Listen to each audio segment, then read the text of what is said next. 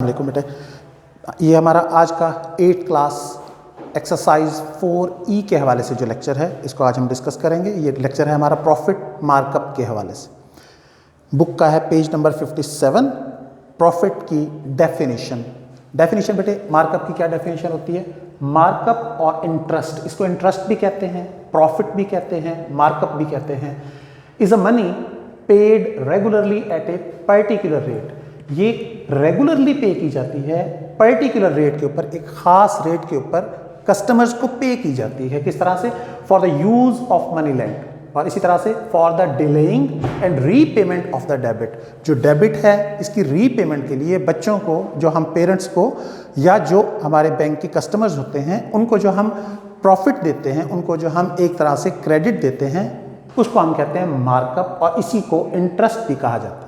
इसको बेटे कैलकुलेट करने के लिए हमारे पास जो जनरल फार्मूला है ना, जनरली उसका फार्मूला जो है वो होता है M is equal to PRT। M is equal to PRT, जबकि M जो है ये मार्कअप जिसको हमने कैलकुलेट करना है।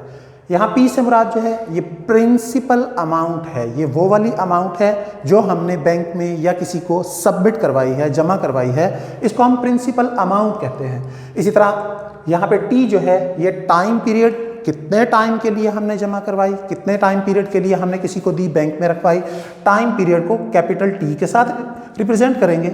और मेरे बेटे R जो है इंटरेस्ट रेट के बारे में बताता है कि किस रेट पर हमने प्रॉफिट पे किया है। ठीक है मेरे बेटे, कैलकुलेशंस के बाद अब हम चलते हैं एक्सरसाइज की तरफ। एक्सरसाइज है हमारी 4E, और ये जनाब पेज नंबर बुक का है 62, पेज नंबर 62 के ऊपर बेटे ये एक्सरसाइज 4E आपके सामने है, जिसका स्केड्यूल हमने यहाँ पे बना के उसके अंदर वैल्यूज़ पुट कर दी हैं, और इनके अंदर जो ब्लैंक स्पेसेस हैं, जो खाली जगह हैं, जिन्हें हमने कैलकुलेट करना है, उनका तरीकाकार अभी हम सीखेंगे। यहाँ पे बेटे आप इसको देखेंगे, एक्सरसाइज 4E को आप अपनी बुक्स अपने सामने खोल के रखेंगे।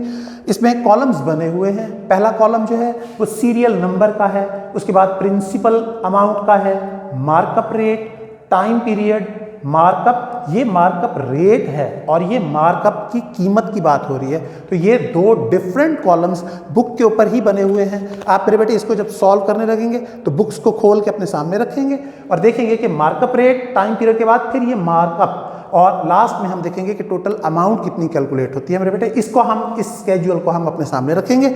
अब इस टेबल के अंदर ये जो ब्लैक के साथ लिखी हुई हैं ये वैल्यूज़ बुक में ऑलरेडी गिवन है, और ये जो हमने कलर्ड में लिखी हैं ये वो वैल्यूज़ हैं जो हमने कैलकुलेट करनी है। यहाँ बुक के ऊपर ये वैल्यूज़ जो कलर में हैं ये कैलकुलेट नहीं की हुई, हमने इनको कैलकुलेट करना है अपने इस गिवन फार्मूले की मदद से। ये मेरे बेटे फार्मूला जो हमने यहाँ पे लिखा कैलकुलेशंस के लिए, M is equal to PRT। यहाँ M से मुराद मार्कअप, P से मुराद प्रिंसिपल अमाउंट, R से मुराद इंटरेस्ट रेट, और T से मुराद टाइम पीरियड है। इसमें मेरे बेटे ये पहला क्वेश्चन, जो पहला पार्ट गिवन है, ये बुक के ऊपर भी ऑलरेडी सारा ही कंप्लीट है। सेकंड पार्ट के अंदर ये प्रिंसिपल अमाउंट जो है, यहाँ पे आप देख सकते हैं बुक के अंदर, इसमें प्रिंसिपल अमाउंट जो है ये कैलकुलेट करनी है। बाकी की values markup rate, time period, markup और अमाउंट जो है ये गिवन है।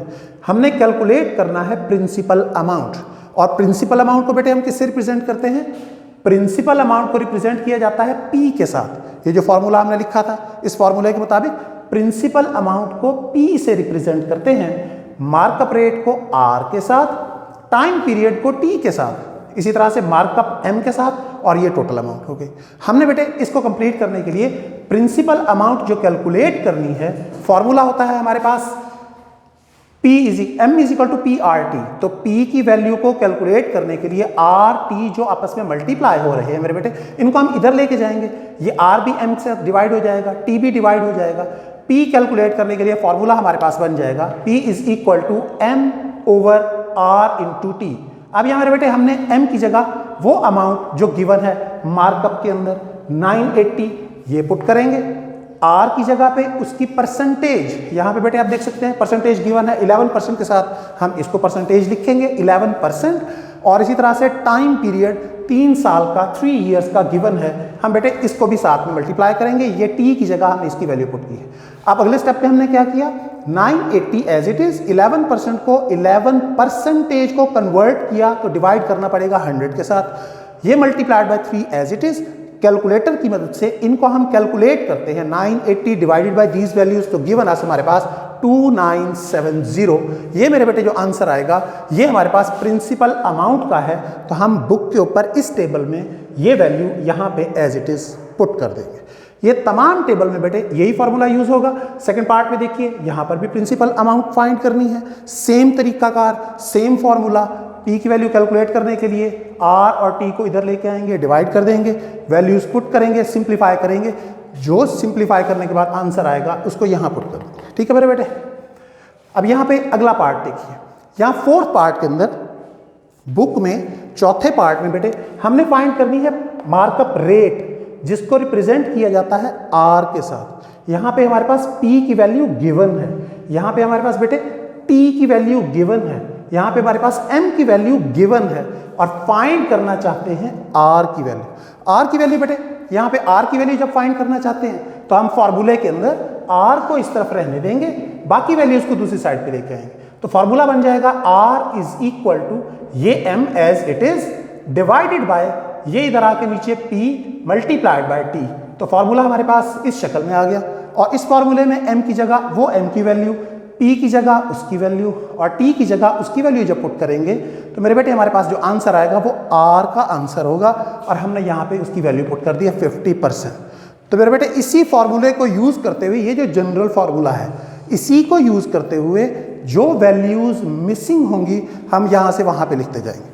यहाँ पे देखें एक चीज और इंपॉर्टेंट, ये जो फिफ्थ पार्ट है बुक के अंदर मेरे बेटे, यहाँ फिफ्थ पार्ट में आप देख सकते हैं कि यहाँ वैल्यूज टाइम पीरियड की ईयर्स में नहीं है, यहाँ पे वैल्यू जो है वो गिवन है मंथ्स के अंदर। तो पहले हम इस टाइम पीरियड की वैल्यू को ईयर्स में कन्वर्ट करेंगे, और ईयर्स में कन्वर्ट करने का तरीका मेरे बेटे आप जानते हैं, 15 मंथ्स, एक साल में 12 मंथ्स। तो हम क्या करेंगे, 15 को 12 पर डिवाइड करेंगे, 15 डिवाइडेड बाय 12, तो आंसर हमारे पास आ गया 1.25, जो कि होगा ईयर्स में, सालों के अंदर, साल में।